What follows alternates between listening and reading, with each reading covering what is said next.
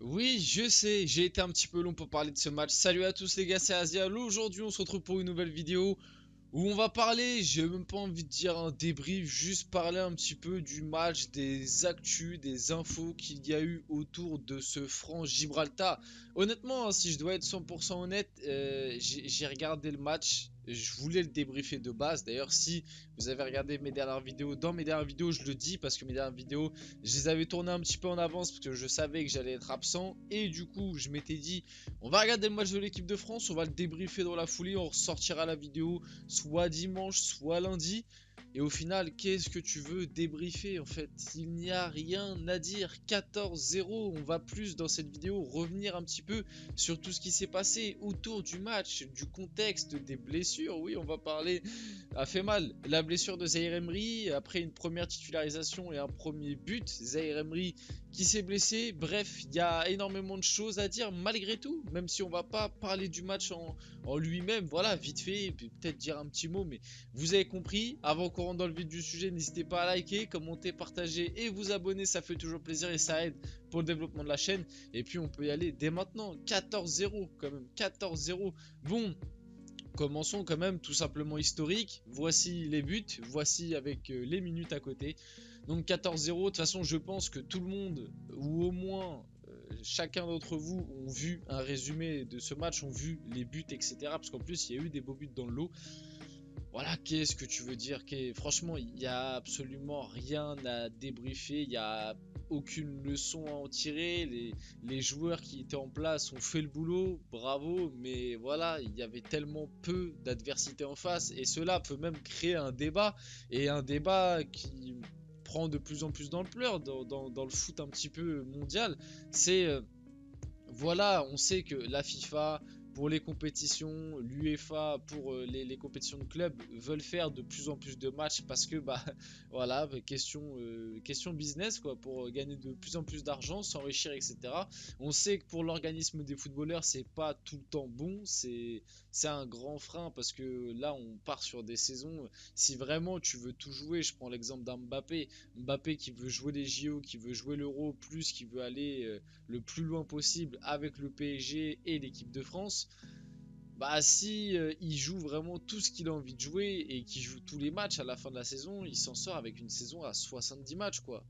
Concrètement à quasiment 80 matchs, c'est des saisons qui deviennent injouables pour les footballeurs et du coup on peut se poser la question, est-ce que ce genre de match là sont vraiment utiles? Est-ce que c'est vraiment utile? Et c'est pour ça que voilà, j'ai titré un petit peu en miniature inutile, parce qu'on peut vraiment se poser la question et se dire, est-ce que c'est vraiment si important que ça de faire jouer des matchs de qualif entre la France et Gibraltar?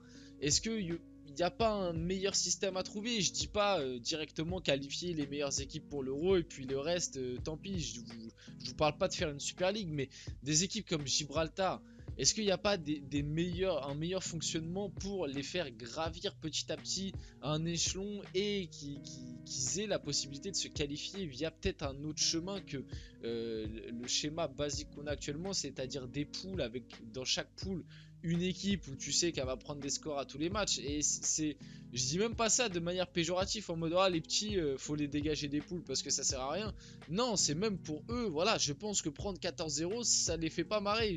Ok, je pense qu'avant le match, au moment du tirage au sort et tout, de se dire bon on va jouer contre l'équipe de France, contre Mbappé et tout, t'as ce petit élan positif, mais quand tu t'en prends 14, voilà, tu dois te remettre en question. Je pense que les joueurs du côté de Gibraltar, là, ça doit trotter quand même. 14-0 en filmé devant la terre entière, parce que je pense que ce résultat a fait énormément parler à l'international. Voilà, il y a énormément de choses à dire. Et est-ce que c'est le bon fonctionnement? Est-ce qu'on pourrait pas, je sais pas, faire un système différent où il y a moins de matchs pour les grosses nations qui, on le sait, les grosses nations ont énormément de joueurs qui jouent déjà beaucoup de compétitions dans leur club.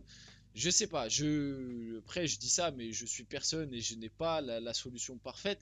Mais je pense qu'il y a quand même quelque chose à faire. Parce que voilà, ce genre de match, honnêtement, puis en plus, c'est vraiment le pire exemple, ce franc Gibraltar, parce que il y a eu la blessure de Warren Zaïre Emery, encore une fois, lors de ce rassemblement qui globalement, hein, ce rassemblement pour l'équipe de France, globalement ne sert à rien.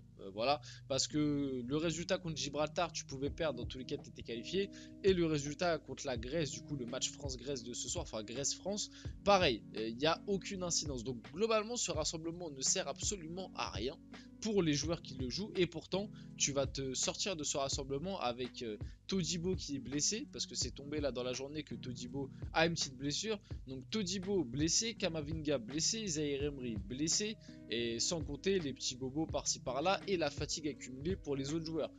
Voilà, donc je pense qu'il y a quand même un truc à faire, hein. Il y a une manière de mieux disposer ces qualifications, et je parle de ça dans tout, même dans tous les continents, pareil, les qualifications pour la Coupe du Monde en Afrique, c'est vraiment, waouh, la vache, c'est le parcours du combattant, hein, parce que si j'ai bien compris, donc il y a 9 poules, les 9 premiers sont qualifiés, et puis après, tu as les 4 meilleurs deuxièmes qui doivent se jouer un Royal Rumble entre eux. Le meilleur des 4 meilleurs deuxièmes va jouer ensuite un match aller-retour contre le meilleur, pareil, deuxième de la qualif de l'Amérique centrale. C'est franchement, alors franchement, au terme de match et tout, c'est... Enfin bref.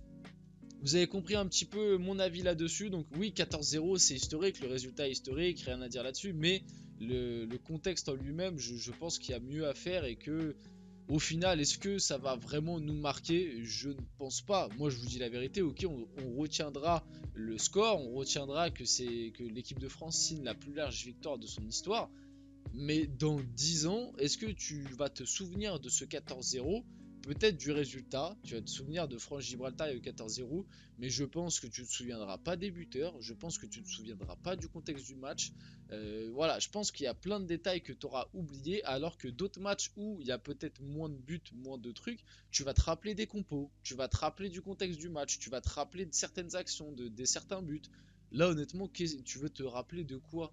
T'as l'impression d'avoir vu l'équipe de France à l'entraînement faire un banni, et c'est une réalité. Franchement, il n'y a aucun souvenir marquant. Allez, à la limite, le but d'Mbappé, là, le tir un peu du milieu de terrain, parce que le but est beau. Sinon, à part ça, et peut-être la retournée de Giroud encore que. Sinon, à part ça, voilà quoi, le match il est yaourt nature. Je suis peut-être un peu aigri, hein, peut-être que certains vont dire que je suis aigri. Moi personnellement, c'est vraiment l'effet que ça m'a fait, hein, vraiment. L'équipe de France est devenue la première équipe européenne à inscrire 14 buts lors d'un match international depuis 1967. L'équipe de France terminera l'année à la première place du classement FIFA en cas de victoire mardi en Grèce, donc ce soir, la meilleure équipe du monde. En vrai, on espère, malgré tout. Je disais un petit peu juste avant que les deux matchs n'avaient aucune importance. Bon, il y a cette importance-là, mais vous voyez, bon, en vrai, que l'équipe de France soit première ou deuxième au classement FIFA, oui, c'est cool d'être première classement FIFA, mais c'est pas ça qui va te faire remporter des trophées. Et puis, pareil, en termes de fatigue pour les joueurs, etc., on en revient un petit peu à la même chose précédemment. En tout cas, on espère malgré tout que la France fera le boulot ce soir face à la Grèce pour aller chercher cette première place au classement FIFA. Ça serait quand même cool, malgré tout, autant jouer à fond. Et puis, voilà, franchement, revoir l'équipe de France première classement FIFA, ça ferait plaisir. La France et ses stats stratosphériques dans ses qualifications à l'Euro 2024, 7 matchs, 7 victoires, 27 buts inscrits, un seul petit but encaissé. Quelle équipe! C'est vrai qu'entre le Portugal et l'équipe de France, en termes de stats, lors de ses qualifs pour l'Euro, vraiment impressionnant. Le Portugal a fait 10 sur 10 si je me trompe pas, ou 9 sur 9, je sais plus, bref, quelque chose comme ça, avec pareil seulement 2 buts encaissés et une vingtaine de buts marqués. Et puis là, l'équipe de France, pareil, s'ils remportent leur match ce soir face à la Grèce, ça pourrait faire un 8 sur 8 avec pourquoi pas quasiment 30 buts inscrits et un seul petit but encaissé. Vraiment des stats impressionnantes, et on voit un petit peu quand même les favoris pour l'Euro qui commencent petit à petit à se dégager. On s'approche de l'Euro. Moi, comme je vous l'ai dit, je pense mon top 3, et je pense que c'est le top 3 d'un peu tout le monde, ce sera Angleterre, enfin pas forcément dans l'ordre, mais Angleterre, Portugal, France. Voilà, globalement ce sera ça, je pense, le top 3 des favoris, en tout cas des équipes un peu attendues. Il y a peut-être l'Allemagne qui peut venir se faufiler parce que l'Allemagne est chez elle, ça compte quand même, même si c'est quand même très compliqué ce que nous montre l'Allemagne très récemment. Mais globalement, les 3 grosses nations qui ressortent pour l'Euro, c'est celle-là, le Portugal, la France et l'Angleterre. Voilà, donc maintenant parlons un peu de Zaïre Emery qui a fait ses débuts en équipe de France à 17 ans et 8 mois. Il est le plus jeune international français depuis plus d'un siècle. Warren Zaïre Emery, buteur pour sa première avec les Bleus. En plus, le pire c'est que le début de match de Zaïre Emery, bon après, tout le monde faisait un bon début de match, mais il y avait ce truc où c'était au bout de 20 minutes de jeu avant qu'il sorte sur blessure et son but, c'était le Français qui avait touché le plus de ballons. Tu le sentais très en jambes. Sur le but qu'il met, c'est lui qui est au départ et qui a la finition de l'action. Il a fait 20 premières minutes de très bonne facture avec l'équipe de France et je suis dégoûté pour lui, pour nous et euh, pour l'équipe de France aussi, que ça se termine entre guillemets aussi vite, parce que là ça a été annoncé de manière officielle. Du coup Warren Zaïre Emery va quitter le stade pour passer des examens. Les examens ont été passés. On parle quand même d'une grosse entorse à la cheville qui l'éloignerait des terrains jusque 2024. Donc quand même, là, ça veut dire que nous, pour le PSG, on est totalement, voilà, je vais pas dire le mot, mais on l'aura pas pour les deux matchs les plus importants peut-être de notre saison si on les gagne pas, c'est-à-dire Newcastle et Dortmund, qui vont être des matchs cruciaux, capitaux. On n'aura pas notre meilleur milieu de terrain depuis le début de la saison. C'est terrible de dire ça pour un jeune de 17 ans, qui en plus était sur une lancée phénoménale. Et pour l'équipe de France, lui qui je pense en rêver, etc. Sa première, il est buteur, tout est parfait, malheureusement il sort sur blessure.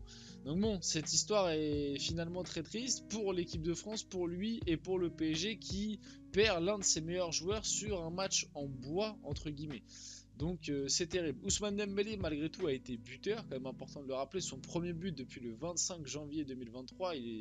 J'espère qu'il va lui faire beaucoup de bien et qu'il va un peu les enchaîner avec le PSG et l'équipe de France, on espère en tout cas. Kylian Mbappé, vite fait, parlons un peu de son match quand même pour finir vite fait la vidéo. But de malade, un triplé sur un lob de 40 mètres. Deschamps a même dit, il y avait la Coupe du Monde de rugby il n'y a pas longtemps, il s'est inspiré. Non franchement le but d'Mbappé est légendaire. Ah, le but d'Mbappé en plus c'est son 300e but en carrière. Genre vraiment tout était lié, tout était écrit pour la soirée parfaite. Il finit le match avec 3 buts, 3 passes D. Voilà, le gars il a su être décisif quand même, un minimum en tout cas. Meilleur buteur en équipe de France, du coup en plus Mbappé passe devant Griezmann, je crois même qu'il est à 45, puisque ça c'était au moment de son doublé, cette actu là. En tout cas Mbappé qui est passé 3ème meilleur buteur de l'équipe de France avec 45 buts, si je ne me trompe pas. Et puis voilà, on peut finir la vidéo là-dessus. J'espère que malgré tout la vidéo vous a plu, malgré un petit retard. C'était Asial, n'hésitez pas à liker, commenter, partager et vous abonner. On se retrouve très rapidement pour une prochaine vidéo.